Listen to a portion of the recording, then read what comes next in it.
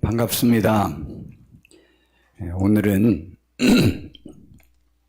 나의 모든 시험 중에 항상 함께한 자들이라는 제목, 그 제목을 두 번째로 이제 말씀을 전하는데, 저 말씀은 예수님이 하신 말씀입니다. 예수님이 그의 제자들에게 마지막 날 밤에, 그 제자들이 마지막 날 밤에가 제일 못난 모습, 부족한 모습, 연약한 모습, 무지한 모습, 판단력이 부족한 여러 가지 모습들을 가장 예수님과 함께 했던 3년 동안에 가장 최극치로 많이 보인 그 순간이었습니다.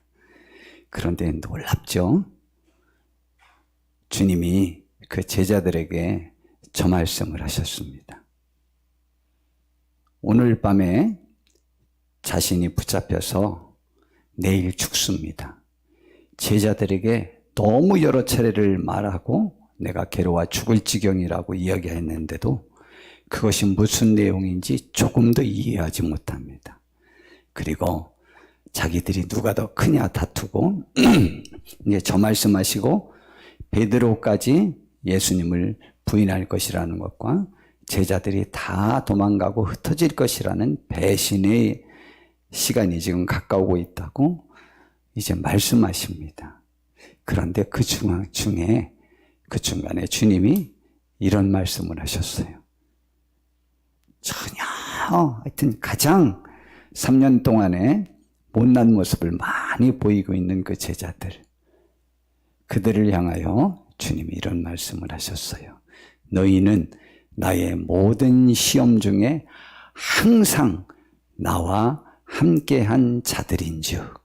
너무 고맙다는 얘기죠. 그 제자들이 여지껏 고맙다는 말을 많이 못했는데 지금은 아주 진짜 최고의 고맙다는 말과 최고의 축복을 그들에게 말합니다.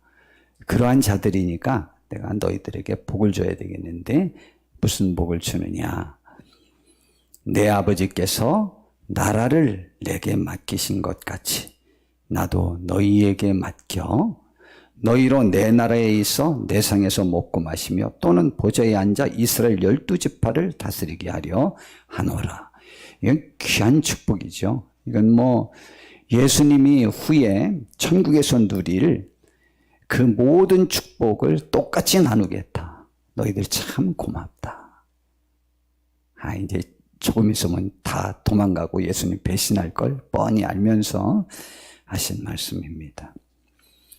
그래서 저는 그 말씀, 나의 모든 시험 중에 항상 함께한 자들, 예수님이 제자들을 향하여 말씀하신 겁니다. 그런데 사실은 우리들 삶 속에서도 주님이 우리를 바라보고 시험거리가 무지하게 많았는데 그래도 함께 해주셨어요. 하나님께서 우리 인류에게 허락하신 좋은 축복의 관계들이 굉장히 많이 있습니다. 사람은 혼자는 못 살죠. 그래서 사회적 동물이라고도 하지 않습니까? 그래서 더불어 사는 그러한 축복을 우리 인류에게 허락해 주셨습니다. 그 중에 가장 복된 관계들이 굉장히 많이 있는 그 중에 제일 하나님이 인류에게 주신 최고의 선물인 배우자와의 부부의 관계를 하나님이 우리에게 허락해 주셨습니다. 그 다음에 제가 보는 한도내에서 이번에 어떤 책 소개가 나왔었는데 거기에서도 말하더라고요. 영원히 변치 않는 유일한 사랑. 그것은 부모의 자녀를 향한 사랑이라고 하는데 우리에게 하나님께서 우리를 향한 사람 관계 속에서 영원히 변치 않는 사랑으로 우리와 함께 해주시는, 이 말은 우리를 버리고 싶고 관계를 청산하고 싶을 때도 굉장히 많을 텐데 그러한 우리를 향한 시험들을 그 시기에 그러한 때라도 영원히 우리를 버리지 않고 사랑해주는 우리 부모님들. 그랬더니 누가 그러더라고요. 아이고, 자식 버리고 딴 데로 시집가고 장가드는 사람도 있어 라고 하는데, 나중엔 또 자식에겐 돌아오죠. 남편한테는 안 돌아가도. 근데 여하튼 그 부모가 있습니다, 우리들에게. 그리고 우애가 넘치는 우리의 여러 가족들과 친척들이 있고요. 그리고 좋은 친구와 동료들과 이웃이 우리에게 주어졌습니다. 또 그로 인한 좋은 많은 단체들이 있고요. 그리고 우리에게는 우리 성도님들과 저는 하나님이 자신의 핏값으로 사신 주님의 몸된 교회가 있습니다. 저희 교회는 또한 모든 교회는 충성스럽고 사심이 없으신 우리 귀한 재직들과 성도님들이 부족한 주의 종들과 하늘의 영광을 바라보면서 복된 신앙생활을 하고 있습니다. 그런데요, 이러한 관계가 간혹 큰 시험이 닥칠 때가 있습니다. 그래서 그 관계가 우리에게 부담이 될 때가 있죠. 그래서 그 관계를 청산하거나 혹은 거리를 두거나 하고 싶은 생각이 들 때가 있습니다. 그것이 인류의 죄악으로 인한 최고의 상처입니다. 그러면 그러한 일이 왜 벌어질까요? 라고 하는 문제를 우리 생각해 보면서 그때 우리는 어떻게 지혜롭게 행하여야 할까라고 하는 부분에 관해서 생각해 보려고 합니다. 여러분, 다른 사람이 나에게 시험거리가 될 때가 있죠. 그와의 관계가, 다른 단체가 또 여러 모였던 관계성들이 나에게 부담이 될 때가 있습니다. 그 이유가 뭘까요? 예수님께서는 그 제자들을 향하여 뭐라고 말씀하셨느냐면, 내가 너희에게 시험거리가 된 적이 많았는데 너희는 나와 함께 해 주어서 고맙다 라고 표현을 하셨습니다. 제자들에게 있어서 예수님이 시험거리였었던 적이 제자들의 표현으로는 한 적이 없습니다. 근데 예수님께서는 그 제자들을 향하여 나의 시험 중에 너희가 항상 함께 했다라고 하는 것은 매우 자주 예수님을 섬기고 예수님과 함께하고 예수님을 따라다니는 그분과의 관계성에 있어서 좀 시험거리가 예수님이 보는 관점이에요. 하나님이 보시는 관점이에요. 매번마다 있었다라는 표현이죠. 항상 그때마다 너희는 나와 함께 주었다라고 말합니다. 신기하죠? 예수님에게 시험거리가 있다고 말합니다. 나는 너희들을 볼 때 시험 들을 뻔했어 라는 표현은 안 썼어요. 그랬는데 예수님은 너희들은 나 때문에 시험은 들었을 것이다. 그런데 잘 이겨줘서 너무 고맙다 라고 표현했죠. 내가 시험에 들어서 남과의 관계를 청산하려고 할 때 그것이 다른 사람에게 책임이 있거나 다른 단체의 책임이 있었을 때는 우리들의 삶 속에서 몇 %였습니까?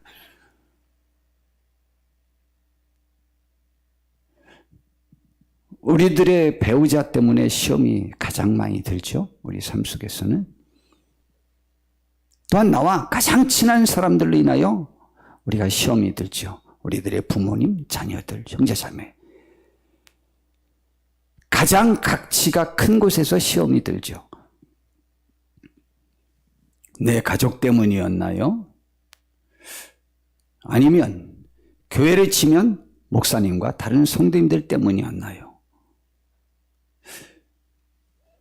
두 번째 시험이 드는 또 큰 이유가 있습니다. 그 이유는 첫 번째 그 상대방에게서 책임을 물을 때 내가 보는 관점에서 그를 따르거나 그와 관계하는 것이 나에게 손해가 되어서 혹은 그가 변질되어서 내가 알았던 관계나 사람의 가치가 그에게서는 없어서 이렇게 청산하려고 생각할 때가 있습니다. 그것이 어느 땐 시험일 때도 있고 정당한 가치의 추구 때문에 그럴 수도 있기는 있습니다만은 여하튼 시험이라는 관점에서 그렇게 됩니다. 이 관계가 청산되는 것만큼 인류에게 상처를 주는 것은 없습니다. 나에게도 상처를 주고 내가 남에게 상처를 주게 되죠. 그러면 또 반대로 남이 변해서 남의 가치가 부족함, 못났다, 내 기준에 미치지 못해서 내가 시험에 들을 때가 있지만 또 정확히 생각해 보면 내가 그와 관계된 대상에게 선한 긍정적인 영향력을 미치지 못해서 소외감과 나 스스로에 대한 자책감으로 내가 그들과 더불어 대등하게 혹은 영향력 있게 관계하는 것들이 부담스러워서 나 자신을 숨기기 위해서 관계를 청산하려고 생각하는 경우는 둘 중에 어느 경우가 더 많을까요? 우리들의 좋은 관계에 금이 가는 큰 이유들로 성경은 이렇게 말합니다. 하나님이라는 분은 영원히 변하지 않아요. 그분을 좋아하는 분은 100%가 그분이 선하시고 인자하시다, 결론적으로 사랑이 많으신 분이라는 것 때문에 그분을 아버지라 칭하고 그분의 자녀라는 것, 그분을 아버지라 부를 수 있는 고난을 가장 자긍심 있게 생각하고 제일 내 삶의 제1호 자산이라고 생각합니다. 인류가 그렇게 살았어요. 아름다운 부족함이 없는 에덴 동산에서 천국이랑 비슷합니다. 그곳에서 그 좋으신 하나님과 매일 대화를 나누며 잘 지내고 있었습니다. 거기에 뱀이 개입을 해서 하나님이 독선적이고 너희들이 하나님과 동등된 고난을 갖는 것을 막기 위해서 선악과를 먹지 못하게 한 그러한 악질적인 하나님이라고 말 한마디를 던져줍니다. 그 말은 하나님에 대한 깊은 배신감과 자기가 이 세상에서 먹고 마시고 누리고 왕이고 전체 인류 중에 모든 통치자의 자리가 있었던 것과 전혀 상관없이 하나님과 동등되지 못한다는 것 하나만에 꽂혀서 너무 억울한 거예요. 그래서 그 독선적인 하나님, 주권을 절대 본인이 꽉 움켜쥐고 우리에게 좀 더 나눠주려고 하지 않는 그 하나님을 통쾌하게 복수하고 이길 수 있는 방법이 있다니, 그 주권을 내가 도로 빼앗아 올 수 있는 방법이 있다는 것을 뱀의 말로 깨닫고 하나님이 먹으면 죽는다고 하는 선악과를 따먹음으로 하나님을 버리기로 작정하고 따먹습니다. 결과는 위축되고 숨을 수밖에 없었고 공포에 사로잡히는 삶이 그를 지배하게 되었습니다. 하나님에게 책임이 있나요? 나에게 있나요? 뱀에게 있나요? 하나님은 뱀에게 가장 큰 죄를 주었습니다. 벌을 주었습니다. 왜냐하면 뱀은 이제 나중에 지옥에 가니까. 그러나 사람은 그 아들을 대신 죽게 해서 천국으로 인도합니다. 그러니까 그 책임을 뱀에게도 물은 것이죠. 사탄은 우리들의 삶 속에서의 정상적인 관계가 되어서 사랑을 나누며 행복하게 사는 그 모습을 보는 것 자체가 사탄에게는 고통이에요. 그러므로 우리는 사탄의 책략에 넘어가지 않는 복된 분들이 되시기를 진심으로 바랍니다. 저희 아버님과 저와의 관계를 좀 말씀드리겠습니다.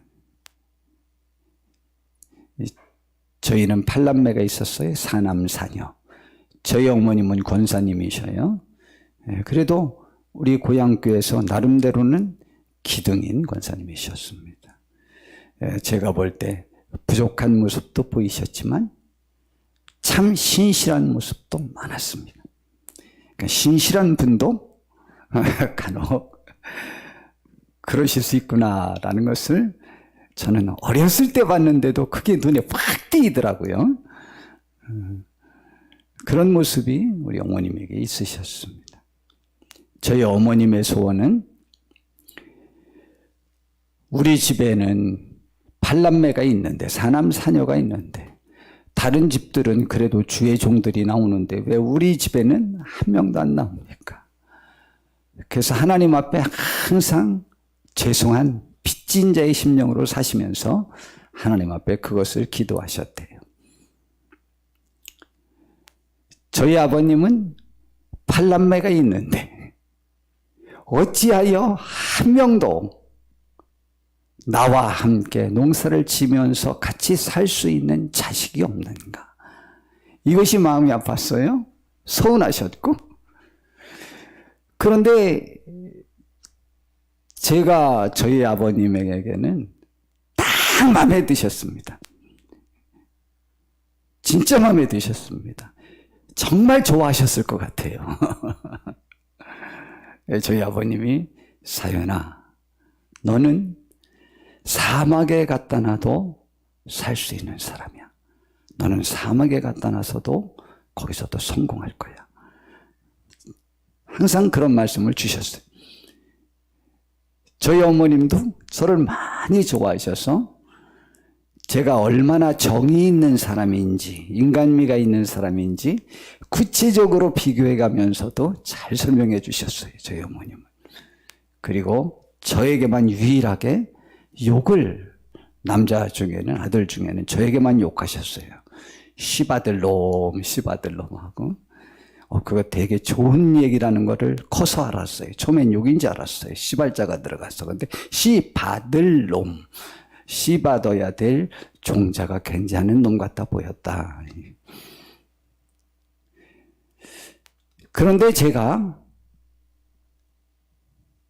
주님이 나를 부르신다는 확신이 들었어요. 그때 저는 선택을 해야 됐어요. 착각이었지만 제가 우리나라의 대통령이 될 수 있다는 것과 최소한 우리나라에서 제일의 부자가 될 수 있다는 나름대로는 확신에 차 있었어요.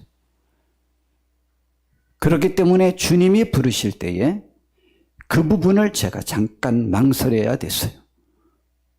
그걸 버렸어요. 그걸 버린 것은 제가 이제 대학을 졸업하면 시골에 내려가서 농사를 지으면서 우리나라 제일의 부자가 되어야 되겠다. 돈 벌 꿈에 차 있었는데 그게 이제 바뀌어버린 거예요. 그러고 나니까 저희 아버님이 저에게 시험거리가 됐어요. 누가 변해서? 제가 변해서. 가치관 때문에 말입니다. 추구하는 것이 달라졌어. 정말 고민이 됐어요. 고향에 내려갔습니다. 고등학교 2학년 때 저희 아버님께 제가 목사가 되겠노라고 말씀드렸습니다. 그랬더니 저희 아버님이 제가 자주 말씀드리잖아요. 제가 밤에 교회를 살피다가 밤에 마당에 계실 때 제가 말씀을 드렸어요. 겨울이었어요. 고등학교 2학년 겨울방학 때. 그런데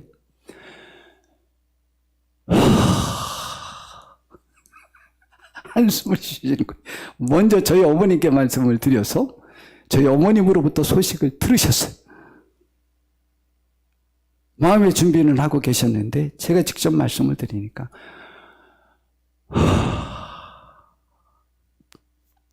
그때도 또 너는 사막에 갔다 놔도 살 사람이라. 너는 어느 땅이든 땅만 있으면 반드시 무엇이든 할 수 있는 사람일 것 같아서 내가 너에게 산만 사주면 뭐든지 너는 다 이룰 것 같았다. 그래서 내가 이틀 전에 보평이라는 데가 있어요. 저희 집에서 약 한 2km 떨어졌어요. 내가 아는 그쪽 그 산을 내가 보고 왔다. 너만이라도 나와 함께 할 줄 알았는데 제 마음이 찢어질 듯 아팠습니다.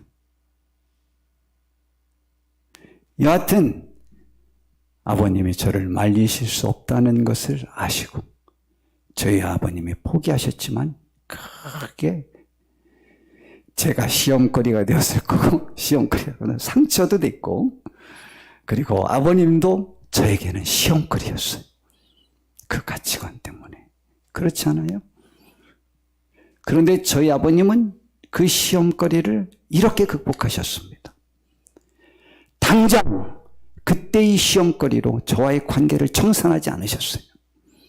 저도 아버님과의 관계를 청산하지 않았어요.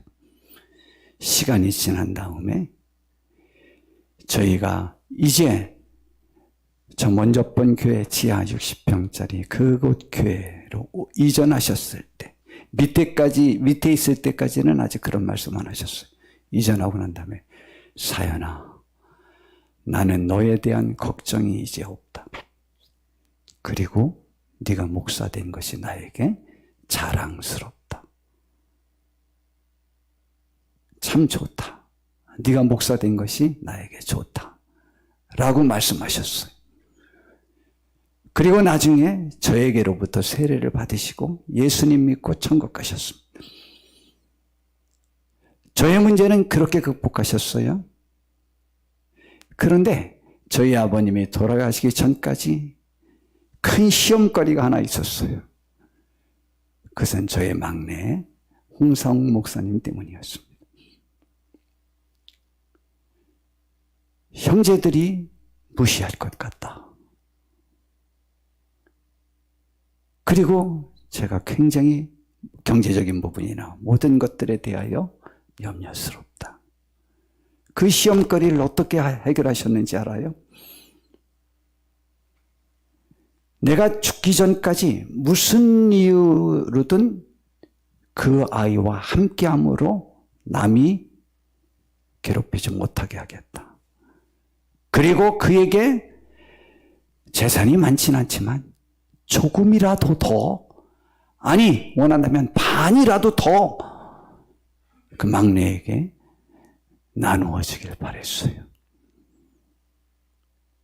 그러므로 그 문제를 해결하려고 하셨습니다. 걱정거리를 청산하지 않았어요. 그것이 아버지예요. 아버지의 사랑이 그런 것이죠. 저는 그래서 변함없는 사랑은 부모의 사랑 외에는 이 세상에서 변하지 않을 사랑은 없다라고 보고는 있습니다. 노아가 있습니다. 그가 600살 때 홍수가 일어났습니다. 세계가 다 죽었습니다. 그의 세 아들과 세 며느리와 아내가 구원함을 받았습니다. 8식구가. 세 아들이 셈, 함, 야벳입니다. 그런데 홍수가 끝난 지 얼마 안 돼서 포도 농사를 졌다고 했으니까 포도를 심어서 그가 크게 자라서 그것으로 포도주로 만들 정도의 그 경작지를 만들어서 수확할 수 있으려면 제가 보기에 그냥 바로 1년은 아니고 한 4, 5년 후쯤에 600세가 넘은 노아가 할아버지죠. 그 이후로 350년을 더 살았긴 했지만 그러나 이제 노인이 된 그 노아 할아버지가 아들들이 보는 앞에서 포도주를 먹고 취하여 벌거벗고 잠이 들었어요. 그런데 그것을 둘째 아들 함이 먼저 봤어요. 그런데 함이 그것을 형과 동생에게 이야기를 했습니다. 그랬더니 노아가 깨고 난 다음에 자초지종을 알고는 함을 저주를 했고 셈과 야베셋에게는 축복을 빌었습니다. 감정적인 이 저주와 축복이 아님이 증명됐는데 함의 후손이 결국은 셈족, 우리가 셈족 아닙니까? 셈의 후손들의 지배를 받게 되었습니다. 그리고 야벳은 우리 유럽 사람들이라고 보는데 그 야벳이 결국은 가장 부자가 되리라 라는 거죠. 그리고 우리 셈족이 아시아족이고 그 외의 족속이 이제 가나안, 함의 족속들 아닙니까? 근데 그 저주대로 인류의 역사가 지금까지 흘러오고 있어요. 그 축복대로 지금까지 흘러오고 있습니다. 이 함의 잘못에 관해서 해석자들은 이렇게 말합니다. 함의 죄는 무심코 저지른 범죄가 아니었다. 그는 자기 아버지의 수치로운 상황을 우연히 보았을지도 모르지만 어떤 사람은 같이 술을 마셨을 것이라고도 생각하는 사람도 있습니다. 모르지만 자기 아버지의 어리석음을 깊이 슬퍼하는 대신 자기가 본 것을 기뻐하고 그 일을 퍼뜨리는 데서 즐거움을 찾았다라고 말했습니다. 근데 모든 해석자들이 100%가 술을 마신 것 자체가 죄다라고 말하고 있습니다. 그리고 두 형제에게 그 사실을 알렸다는 사실은 보다 더 적극적이고 경방스러운 함의 죄다. 정상적인 부자간이라면 아들이 아비의 허물을 덮어주는 것이 상례인데 함은 형제들까지도 아비의 수치를 목격하고 쾌감을 느끼도록 충동질한 것이다. 이처럼 범죄자들은 남들도 자신의 범죄에 가담토록 강요함으로써 동질감과 심리적 안정감을 얻으려는 경향이 있다라고 하는 것이죠. 너무 잘 파악하지 않았어요? 범죄자들의 특질이죠. 이상이요. 도둑질한 떡은 해프게 쓰는 경향이 있습니다. 범죄자들은 그 범죄의 공동 유익에 많은 사람을 동참시켜서 자기의 죄책감을 공감대를 형성해서 희석시키고자 하는 욕망이 인류에겐 언제나 있습니다. 제가 모든 사람들을 봤을 때 이것은 독특한 특질이에요. 그래서 죄는 전파력이 더 커요. 굉장히 큽니다. 예를 든다면 어떤 사람이 바람을 피우고 있었는데 바람을 피우지 않는 어떤 사람을 보고 그것을 청산하는 사람보다 바람을 피지 않던 사람이 바람을 피는 어떤 사람의 권고와 그의 도움으로 바람 피는 경로로 들어가는 경우가 몇 값절 많습니다.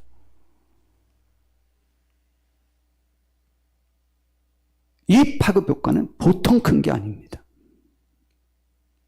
그것이 잘못이었다라고 보는 것이죠.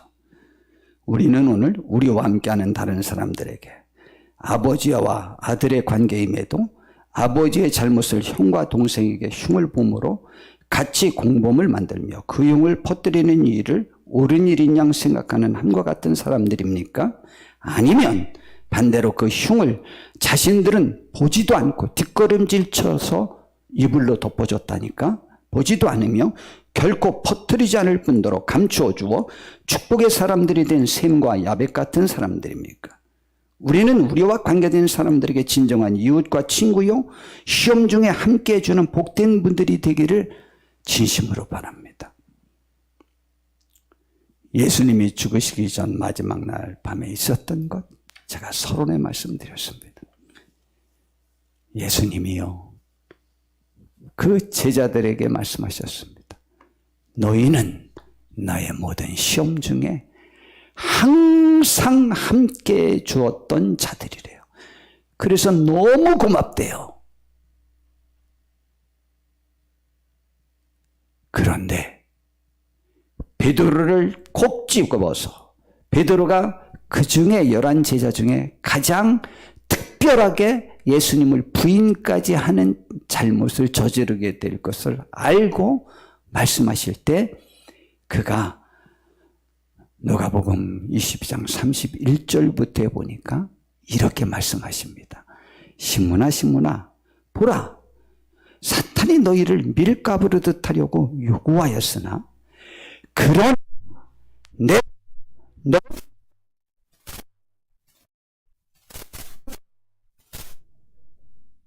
네 형제를 굳게 하라.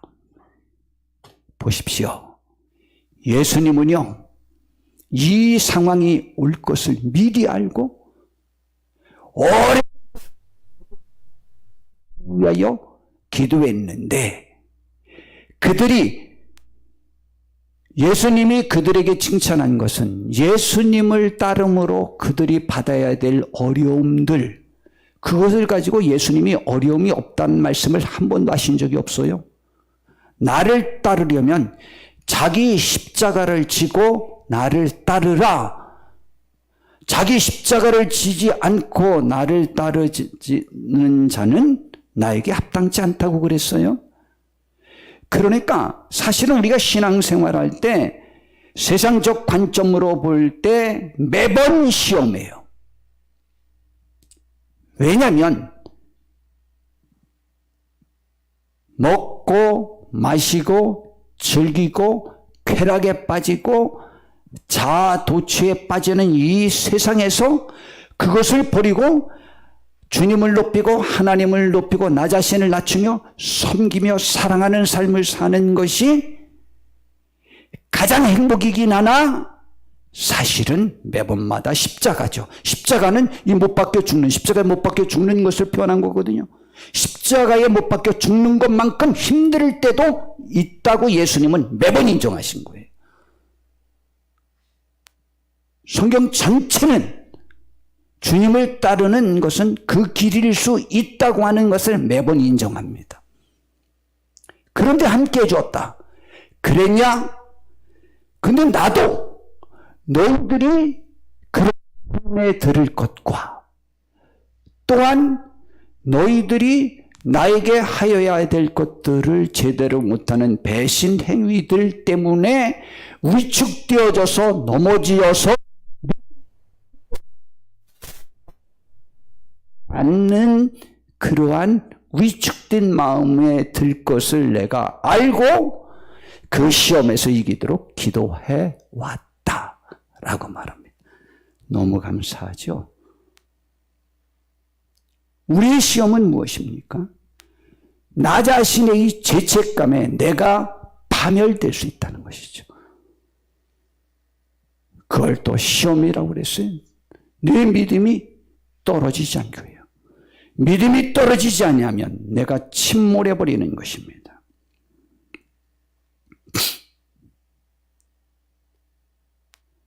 예수님께서는 베드로의 믿음이 떨어지지 않고 굳세지기를 기도했다고 말하였는데 왜냐하면 사람들은 각자 자신의 믿음이 떨어질 때 예수에 대한 배신이 있기 때문이라고 주석작에서 말을 하고 있습니다. 당연히 그런 것이죠. 우리는 그때를 위하여 주님이 기도하여 왔고 지금도 기도하고 있습니다. 주께서 성경 약 100번 하나님이 우리와 함께 하신다는 말씀으로 우리를 위로해 주고 있습니다. 우리가 주께 함께 하는 것은 우리의 감사함의 간증이죠. 주께 가까이 함이 내게 복이라 라는 그런 표현들, 주와 함께함이 내게 복이라, 이런 표현이 더 많죠. 주님에 대한 감사함, 주님이 우리와 함께함이 많죠. 그런데 특별히 그 시험 중에도 주님이 함께 하셨음을 믿으시길 바랍니다. 베드로가 물 위를 걷다가 바람을 보고 무서워서 빠져들어가고 있는 중이었죠. 주님을 바라보고 잘 갈 때는 그냥 아무리 풍랑이 심했어도 빠지지 않고 걸어가고 있었습니다. 그러나 무서워져서 내 믿음이 약화되니까 침몰되었습니다. 그때 베드로의 반응이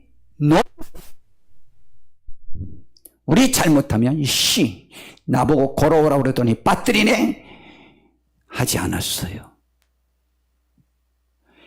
내가 지금 믿음이 부족해서 빠져들어갈 때 나를 믿음이 굳건해지고 다시 일어나서 형제들을 굳게 할 수 있을 만큼 실패한 내가 다시 일어나서 남을 세울 수 있는 믿음을 회복할 수 있는 것은 주님밖에 없다라고 베드로는 믿은 거죠.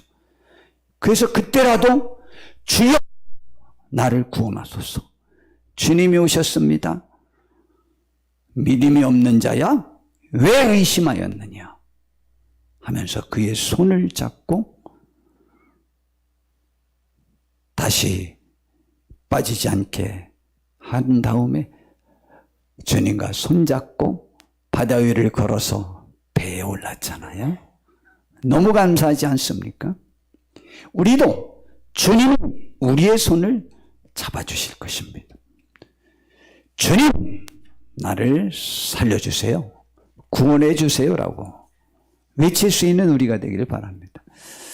또 역시 어느 주석가가 이런 말을 했습니다. 주여 라는 이야기는 주여, 구세주여, 내 영혼을 구원해 주소서, 내 죄를 사하 주소서 라는 데 주로 사용되는 말이었지만 삶의 위기를 통해서도 그 구원을 바라는 기도로도 사용할 수 있다는 것이죠. 그러며 우리들의 영혼의 침몰 속에서, 우리의 삶의 깊은 파도 속에서 우리가 그곳에서 침몰해 갈 때에 주님은 우리와 함께 해주시기를 기다리고 계시고 우리의 외침을 기다리고 계십니다. 몰라서 안 구해 주시는 것 아니에요? 외칠 때, 주를 주로 인정할 때, 그 관계, 내가 위축돼서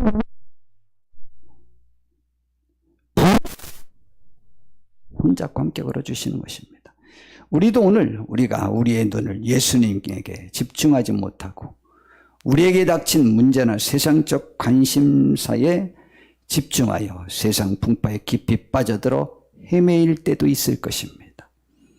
그때라도 우리는 주님께 다시 시선을 집중하고 주님께 나를 구원해달라고 부르짖으셔야만 합니다.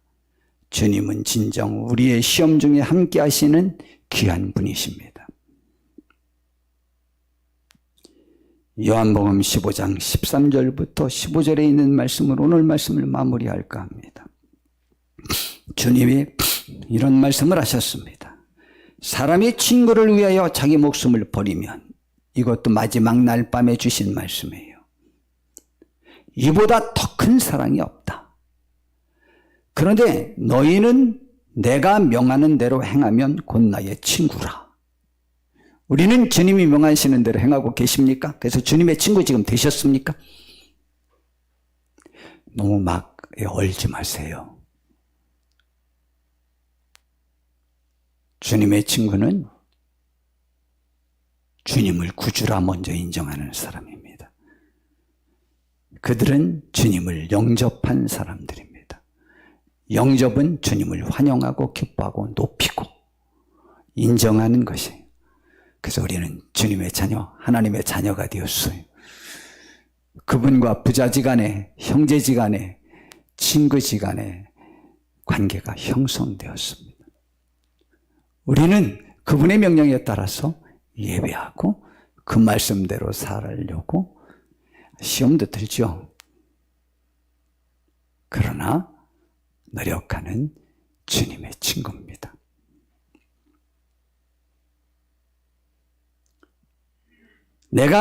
너희는 내가 명하는 대로 명하면 곧 나의 친구라. 그런데 제일 큰 사랑이 뭐냐? 이제부터는 너희를 종이라 하지 아니하려니. 종은 주인이 하는 것을 알지 못합니다. 너희를 친구라 하였노니, 혹은 자녀라 했죠. 내가 아버지께로 들은 것을 다 너희에게 알게 하였다. 우리 저를 통하여나 말씀을 통해서, 우리 성도님들의 기도를 통해서 하나님을 알게 되었습니다. 사람의 친구를 위해서 목숨을 버리면 이보다 더 큰 사랑이 없다고 말씀하셨던 주님이 우리를 위하여 죽어주셨습니다. 그분은 우리의 친구입니다. 성도 여러분, 우리도 주님에게 있어서 진실한 친구가 되기를 진심으로 바랍니다. 또한 나와 관계된 모든 사람에게 우리가 진정한 친구이기를 바랍니다. 하나님의 은혜가 저와 우리 모두에게, 또 우리 성도님들과 관계된 모든 그러한 복된 관계를 형성하는 주도적 역할을 감당하는 귀한 분들이 되시기를 진심으로 바랍니다. 기도하겠습니다. 하나님, 우리를 인도해 주셔서 복되게 하옵시고 하나님께 영광 돌리는 우리 모두가 되게 하옵소서. 우리는 지금 누구의 친구입니까? 주여, 우리에게 귀한 친구들이 있어지게 하옵소서. 예수님의 이름으로 기도드렸습니다. 아멘.